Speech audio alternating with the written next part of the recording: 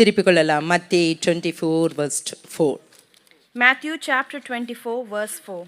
ஆமாம், இந்த நாளில் இந்த வசனத்தை எடுத்திருக்க போது எனக்கு கொஞ்சம் இதாக இருந்தது, எப்படி இதை நம்ம பேச போகிறோம் அப்படின்னு சொல்லி. When this word came to me, I'm just quite hesitant of how I'm going to deliver this message. ஆமாம், இப்போ இருக்கிற போது எனக்கு ஒரு மெசேஜ் வந்திருந்தது.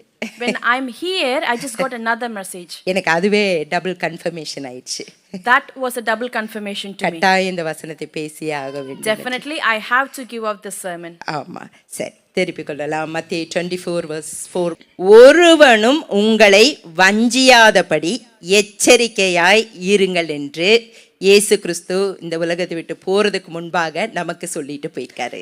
Before Jesus left this world, he is saying this to us as watch out that no one deceives you.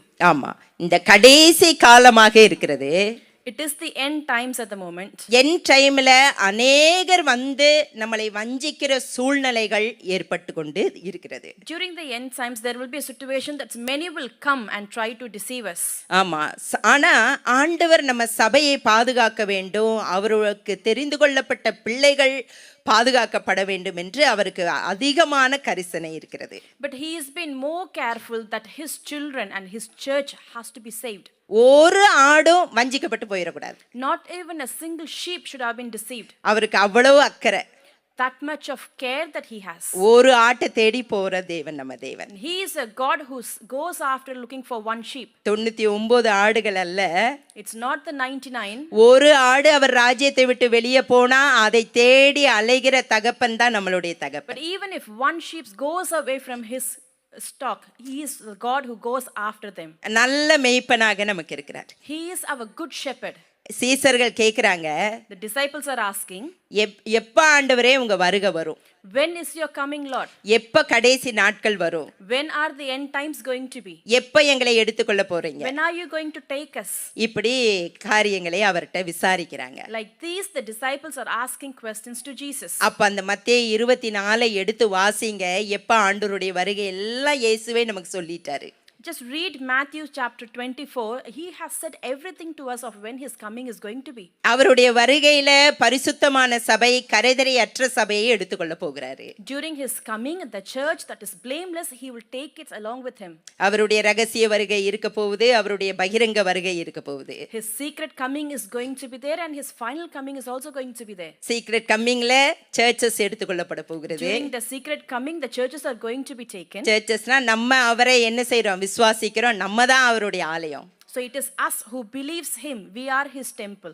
ஆமா, நம்ம ஆசீர்வாதத்துக்காக வேண்டி வருகிறோம், ஆசீர்வாதங்கள் எல்லாம் உண்டு, நம்ம ஆண்டவருடைய பிள்ளைகளாக மாறி இருக்கோம். ஆனா நம்மளுடைய கோல் என்னன்னா எட்டர்னல் க்ளோரி, நித்திய ஜீவனை சுதந்தரிக்கிறதுக்கு தான் இயேசு உங்களையும் என்னையும் அழைத்திருக்கிறார். We come here for blessings, we have received the blessings, we have become his children.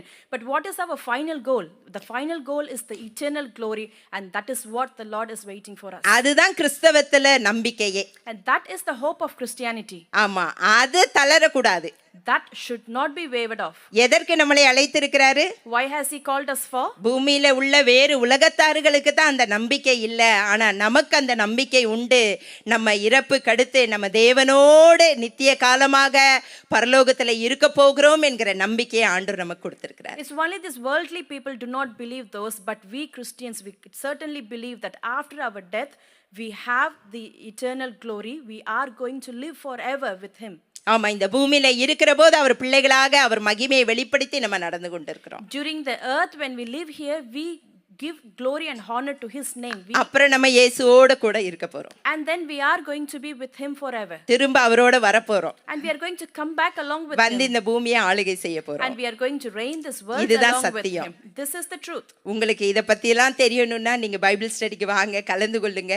அடுத்து நம்ம யூடியூப்ல இருக்கிறது ரெவலேஷன்ல பாஸ்டர் செகண்ட் கமிங்க பத்தி எடுத்துக்கிறாங்க, அதையும் கொஞ்சம் நீங்க பார்க்கலாம். If you need to know more about this and all of these truths, just come and attend our Bible studies that is happening in the church, and we have more videos on YouTube about pastors' messages about the book of Revelation. Please do watch those. ஆமா, இந்த நாளில தலைப்பு உங்களை வஞ்சிக்காதபடி நீங்க எச்சரிக்கையாய் இருங்க.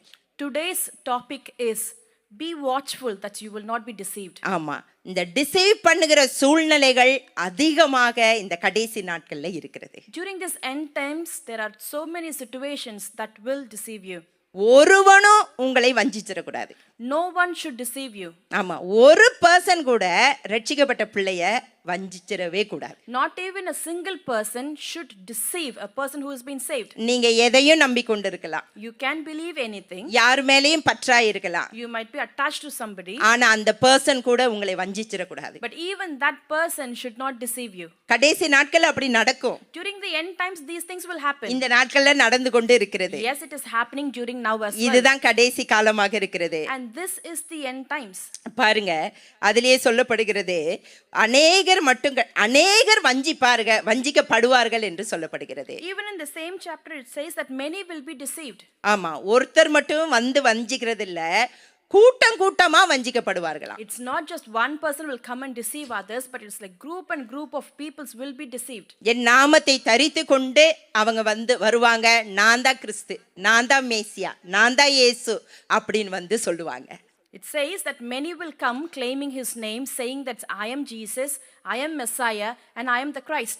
ஆமா, உங்களுக்கு நான் தான் வழியை உண்டு பண்ணணும், And I'm going to make the way for you. உங்களுக்கு நான் தான் ரட்சிப்பை உண்டு பண்ணணும், And I am going to save you, give you salvation. உங்களுக்கு சமாதானத்தை நான் தான் கொடுக்கணும். And only I have to give you peace. இப்படி சொல்றவங்கள And all those people saying like this, நீங்க நம்ப தேவையில்ல. do not believe them. இயேசு ஒருவரால தான் நமக்கு ரட்சிப்பு. It's only through Jesus we have salvation. எந்த ஊழியனாலயோ Whoever the ministers are, அவங்களால ரட்சிப்பு கிடையாது உங்களுக்கு. they cannot give you salvation. எல்லாம் இந்த பூமிக்கு கொடுக்கப்பட்ட அவருடைய சர்வன்ட்டுகள் தான் நாங்க. Every one of us are a servant that has been given to this earth அவருடைய சித்தத்தை நம்ம செய்றோம். to do his will. அவருக்கு வாயாக இருந்து நம்ம செயல்படுகிறோம். We are his mouthpiece and doing his work. அவயமாக இருந்து நம்ம செயல்படுகிறோம். We are just a body part doing his work. இயேசு கிறிஸ்துவால மட்டும்தான் உங்களை ரட்சிக்க முடியும், அவர் மட்டும்தான் உங்களை பரலோகம் கூட்டி சேர்க்க It's முடியும். only Jesus Christ who will be able to save you and who can take you to heaven. எந்த மனிதனாலேயோ எந்த சக்தியினாலேயோ உங்களை பரலோகத்துக்கு கொண்டு போய் விட முடியாது. Not any man or not any power can take you to heaven. இயேசு கிறிஸ்துவை நீங்கள் விசுவாசித்தால் ஒழிய பாவங்களை விட்டு, அவர்தான் எனக்கு மரித்திருக்கிறார், என் பாவத்துக்காக வேண்டி மரித்த தேவன் என்பதை நீங்கள் விசுவாசித்து அவரை ஏற்றுக்கொண்டால் ஒழிய பரலோகத்துக்கு போக முடியாது. Only when you believe that Jesus Christ have cleansed all your sins and he is the one who can save and he is the one who can take you to heaven, nothing else will be able to save you. கள்ள போதகர்கள், கள்ள போதனைகள், கள்ள தீர்க்கதரிசிகள் இந்த நாட்கள்ல எழும்பி கொண்டிருக்கிறாங்க. Many false preachers, many false doctrines and many false prophets are been rising up during this time. ஆமா, அதை எல்லாத்தையும் கண்டுகொள்ள உங்களுக்கு தெரியணும். You need to know how to identify all those.